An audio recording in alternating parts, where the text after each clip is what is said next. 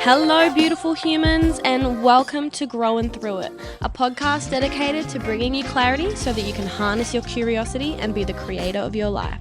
Hosted by me, Shanae Rowe. Alrighty, folks. Hello again. Hello, my lovelies, and welcome back to another episode. This is number 5, and it's all to do with emotions, and I'm very excited to be talking about this one today because honestly, my life motto is basically feeling our feelings. Feel your feelings. Feel them. Feel your damn feelings. Be aware of how you feel. Be in tune with your mind and your body and your emotions. It is the best way to live your life. I think we live beautiful lives when we allow ourselves to feel what is going on within us, because once we can feel everything that's going on internally, it allows us to be more in tune with the things that are going on externally to understand the world around us. Let's jump into it.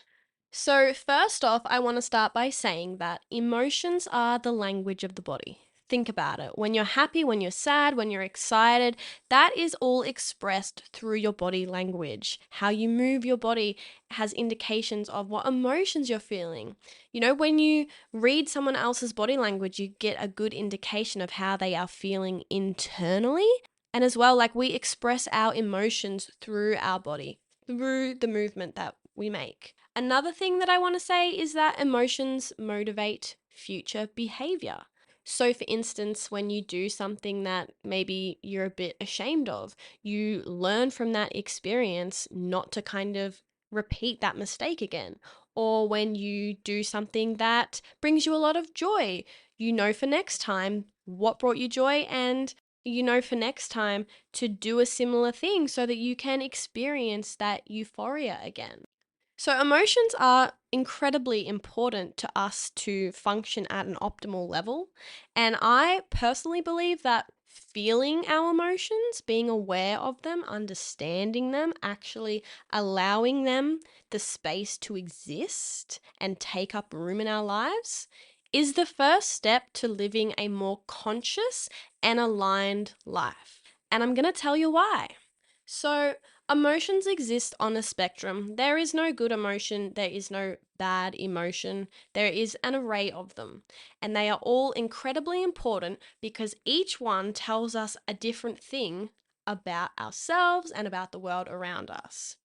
So, I like to think of it as, sort of yin and yang, light and dark. You can't experience a euphoric high without feeling a very depressive low.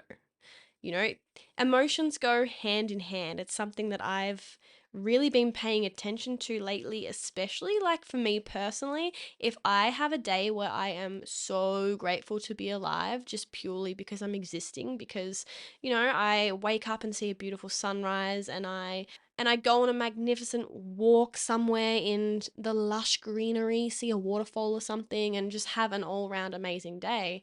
It follows with maybe a not so great day the next day. And instead of being, a bit shitty about that, I actually find so much gratitude in my ability to feel things deeply. So I think that when you acknowledge that emotions come on a spectrum, you can really start to appreciate the role of each separate feeling and what it's doing for you and what little message it's sending you.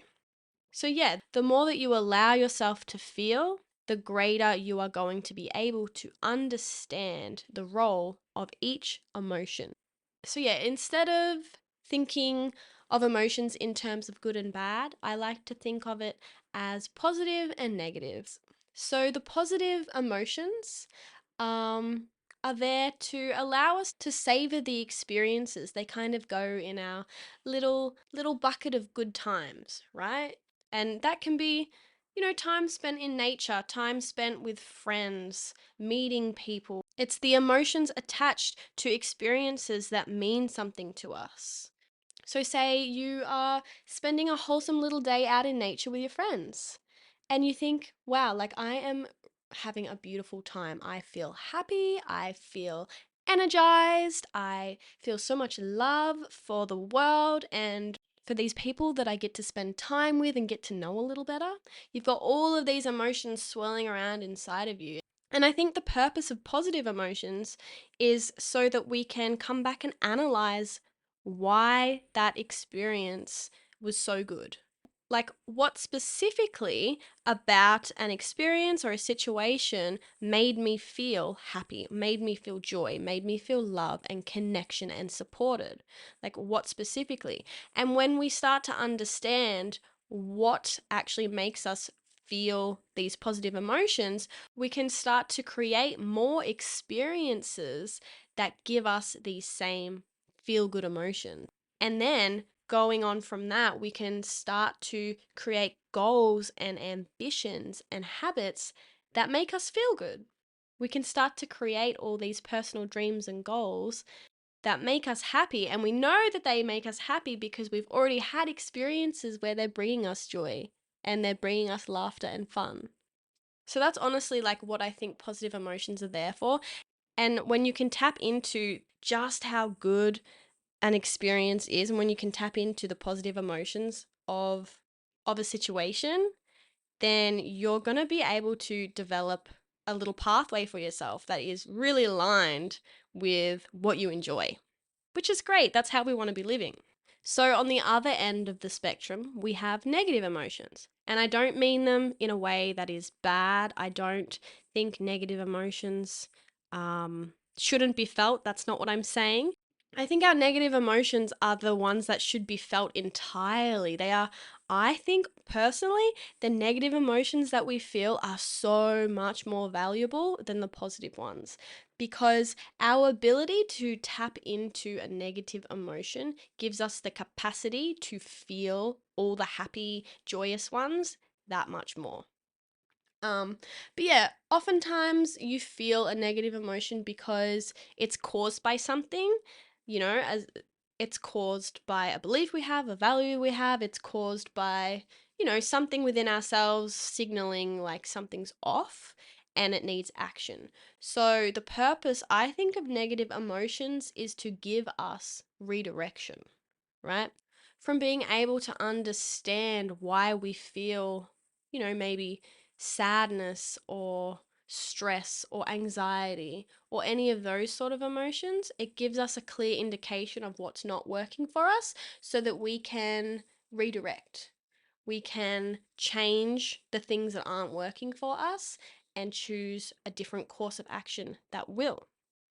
So, why feel? Why do we need to feel? I think feeling and like truly deeply sitting in our emotions is a really important role in our growth and in all areas of our life, in our mental states, emotional, physical, spiritual, social. Like, our ability to feel our emotions is going to greatly improve every other aspect of our life. And honestly, I think it is the first step that we need to take in order to live a conscious life.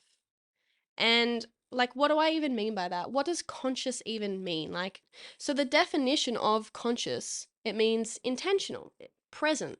So it's learning from our past to design a future that works for us. And so if we are able to understand our feelings, it means we're able to understand ourselves, what we like, what we don't like, what makes us angry, what makes us happy, what makes us really sad. When we understand our emotions, we can start paying attention to the people and environments and situations that work for us, and we can also steer clear of the things that don't. We can start steering away from lifestyles that make us feel uneasy, that make us feel stressed, anxious. So, understanding our emotions is all about understanding who we are at our core, right? And when we know ourselves, we can share ourselves with the world, right? When we know ourselves, we know what is true to us. We know our values and we know our beliefs. And yes, of course, those things are always going to be changing because of the experiences that we go through, because of, all of the environments and people we're exposed to. We're always going to be adapting and changing. But our ability to feel truly what we are going through allows us to know ourselves at a deeper level. And when we actually know who we are, we're able to create a life that we desire, because tapping into our positive emotions allows us to pursue goals that continue flooding us with all those positive emotions. We can create this life for ourselves that is flooded and overflowing with experiences that make us laugh, put a smile on our face, make us feel loved and connected to people and the world. And as well, the polar of that, the other side of the coin and the spectrum, is when we know what triggers us, when we know what makes us mad or sad or depressed. We can steer clear of those things. We can say, I don't want that in my life because it makes me feel this certain way, and I don't want to live a life. I don't want to identify as a person that constantly is in a state of, anxiety or depression. So, yeah, that's like a big reason why it's so important to understand our emotions and to allow ourselves the space to feel them. As well as that, like jumping on the end of understanding ourselves, when we do know who we are, when we do start to become aware of really who we are at our core, we can pivot towards people and places and vibes that align with us. And honestly, like, I personally believe that feelings are the portal to our becoming. They really are. When we can identify what is happening emotionally and energetically internally and within ourselves, we can find ways to move through our external worlds really gently and in a way that feels true to us. Right? And isn't that the goal that we're all searching for? Isn't that the purpose of our existence, to move through the world in a way that feels true to us? To share our true selves with other people, to bring about connection and community and love? Like, isn't that the point of it all? So my train of thought is like, if you want to create that life for yourself, you have to be able to understand what is going on within yourself so that you can create an external world that works in harmony with that. But I know for a lot of people, like, it's not easy. It's not easy to be vulnerable with ourselves. It's not easy to let ourselves sit with a negative emotion, especially. Um, I know for me, for many years, I did not even understand how to feel the pain that I was going through. I didn't know how to let myself feel sad or angry or hurt or disappointed. I didn't know how to do those things. And so, because of that, because I wasn't able to truly feel these negative emotions, I was robbing myself of my ability to feel the good ones, right? Like, I didn't have the capacity to feel happiness and joy and love and euphoria and playfulness. I wasn't able to feel those things to their fullest capacity because I didn't know how to understand the negative ones, the ones that made me uncomfortable. Like, we don't want to be living in a world where everyone is in this constant state of neutral feeling, where we don't allow ourselves to feel, super sad or unhappy. But then at the same time, we actually don't know what true joy and love feels like and connection feels like. We don't want to live in that state. We want to be able to experience our life in abundance. And we can only do that by tapping into the emotions fully, truly, deeply. So I think there's one big thing that holds a lot of us back from actually feeling our emotions, from understanding the reasons we feel them and really tapping into them. And I think it is society. I think it's that conditioning of being taught to avoid our emotions, that some feelings are bad.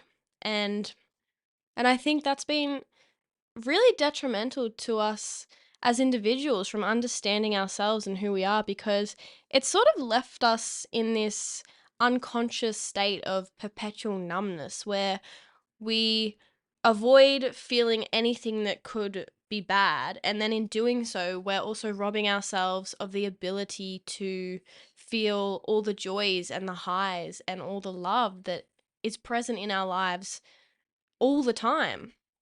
And as well, like, another thing that I've found and that I've seen and also experienced for myself, like, I see it a lot how we are so out of touch with our own emotions and our feelings that we silence others for sharing their voice, for sharing their ideas and their emotions, right? Which is not a way to live. That's not how I want to live. And I'm sure that's not how you guys listening now want to live either.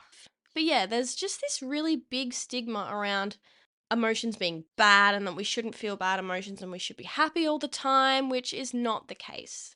Like, we are humans. We are supposed to feel everything. We're supposed to be happy. We're supposed to be sad and overjoyed and depressed and lonely and miserable and full of love and gratitude. And that's how it's supposed to be. And just there's so much stigma around actually feeling how we feel, which is crazy.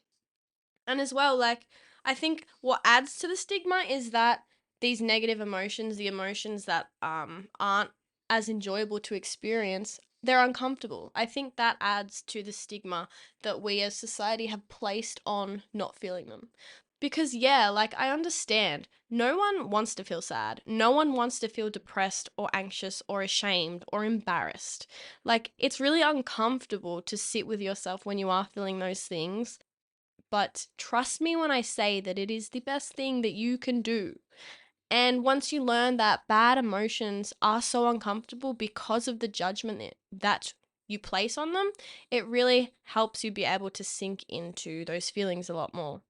So, yeah, it's kind of like this toxic cycle of society tells us that we need to be happy all the time, that we shouldn't be experiencing bad emotions, and then we don't experience these bad emotions because they are uncomfortable, but they're only uncomfortable because we view them as such, because we judge ourselves for feeling them, right?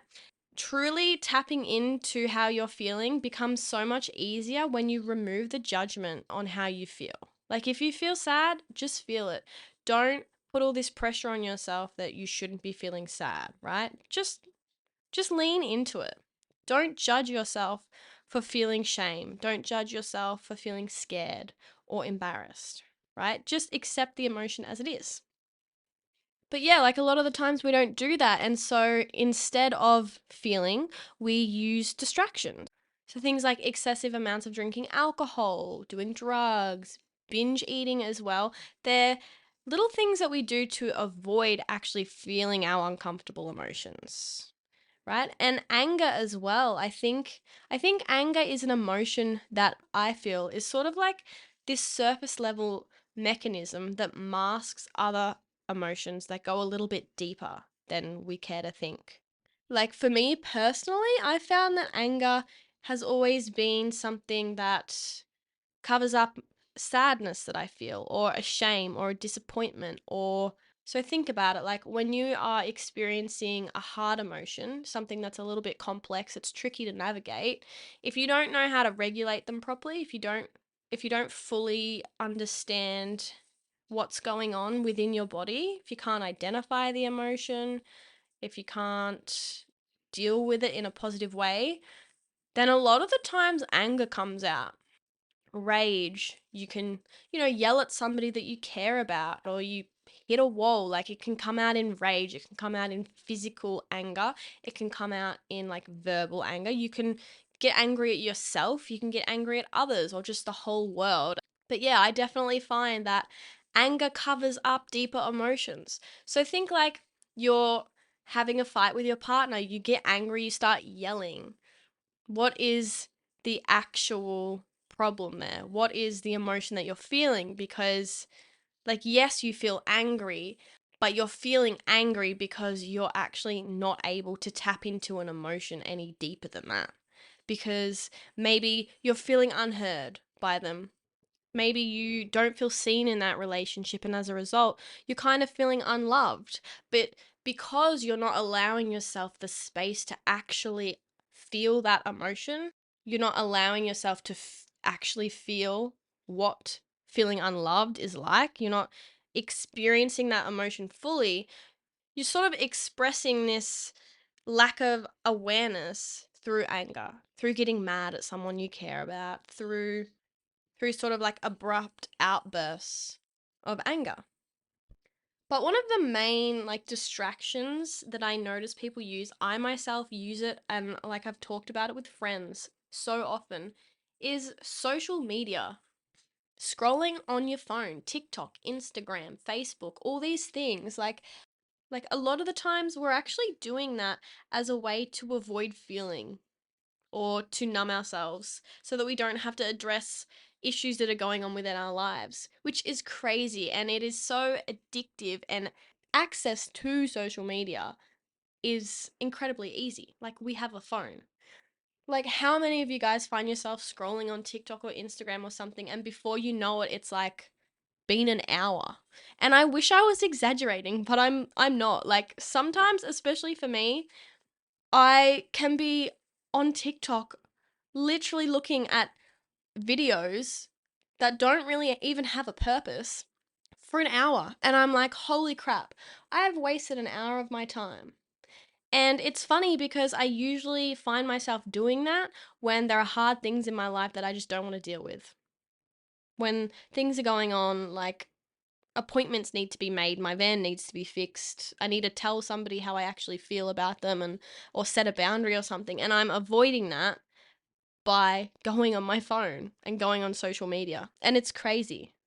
And our access to it is literally unlimited. Unless we actually get some self control and put in place some boundaries for ourselves so that we stop avoiding how we're feeling. And that could be like having a social media detox or deleting an app that you find yourself on way too much. Like, but it is crazy because we have so many ways that we try and distract ourselves from feeling, but the true liberation comes from actually allowing ourselves and giving ourselves permission to feel those things. And there really needs to stop being this stigma around emotions, around bad emotions. But yeah, so the struggle is, I guess, how? How do we lean into emotions that are challenging and that are uncomfortable? How do we do it? And I think the first step is naming it. Name the emotion, right? And these things work for both like positive and negative emotions, but I think it's super useful to first be able to tap into the negative emotions so that you can later at another point really find gratitude and appreciation in the joys of life, right?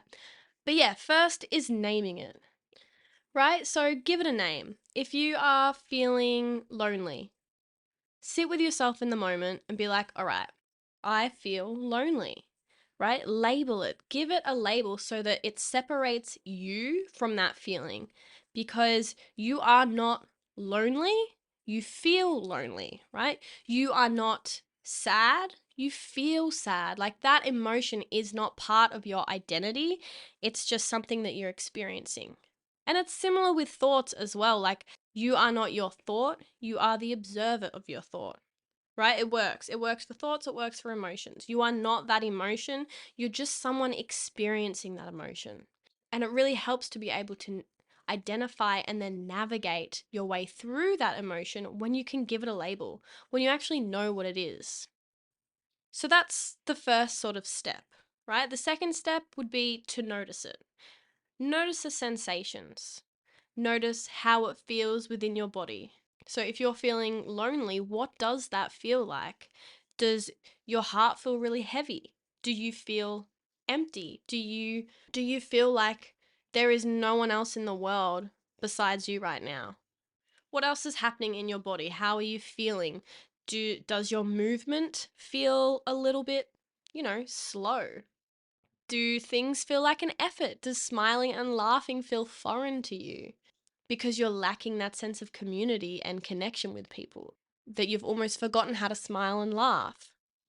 How does the emotion feel in your body? Does it tingle? Does it pang? Is it like a deep ache? Is it a longing? What does it feel like? Get curious about what this emotion is telling you. Is there some truth behind it? What needs to be done? Is there a direction that this emotion is trying to lead you towards? Is there something that you need to do in order to overcome the emotion? Right? What is the need? If so, again, for instance, you're lonely. What are you needing? Do you need community? Do you need somebody to turn to? Do you need support? Do you need advice? And why are you struggling to find it? Why do you feel like there is no one else in the entire universe that you can turn to right now? Why do you feel alone? Same with any emotion. What is it that is making you unhappy? What is the reason behind this sadness? What is the reason behind the unhappiness or the anxiety? There is always a motivator behind an emotion. It doesn't just come out of nowhere. Something is happening in your physical world that is causing a response internally within you. So that's listening. Listen to the emotion. And then number 4 is just to love. Give yourself self-compassion, especially in times when you're feeling those negative and uncomfortable emotions, right? Hold yourself accountable, but do it gracefully. Talk to yourself in the mirror. This is one that I do all the time when I'm experiencing like fear or uncertainty or like sadness. I will sit myself down in front of a mirror and just talk to myself. I'll give myself a little pep talk as if I'm giving one to my friend. I'm sad right now. Well, all right, Shanae, why are you sad? What's going on with you, honey? What do we need to think about? What do we need to solve? What's going on within your body? Like, do we need to move? Do we need to dance? Do we need to go and talk to a friend? Right? Just give yourself that self compassion. Give yourself the love. And this relates back to the judgment. Like, if we're able to be self compassionate, especially in times of experiencing uncomfortable emotions, we're completely getting rid of that judgment that we place on these bad emotions. And when you remove that judgment, you allow yourself the capacity to fully feel. And once you're able to fully feel an emotion, you can learn the lesson within that emotion. You can understand the purpose of that emotion, why it is there in the first place, what it is there to teach you, and what direction it is going to lead you towards. Some other ways to give yourself love is like breathing, taking some breaths. Again, I've probably mentioned this in another episode, but I love it. I love taking like slow breaths, and then like I love taking really slow breaths and giving myself like a little shoulder massage, a little like collarbone massage, just to take away from the thoughts that I'm placing on the emotions that I'm feeling, just taking away that judgment.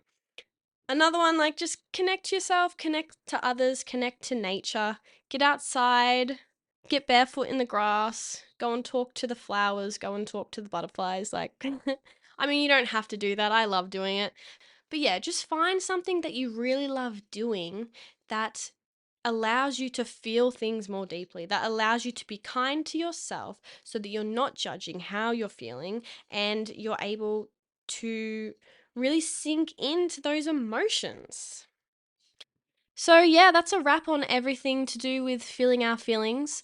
I really hope that you've gained a little bit of wisdom from this episode and you sort of leave it with a bit of inspiration to start diving deep into your own emotions and understanding the roles of each of them and sort of what they're trying to tell you.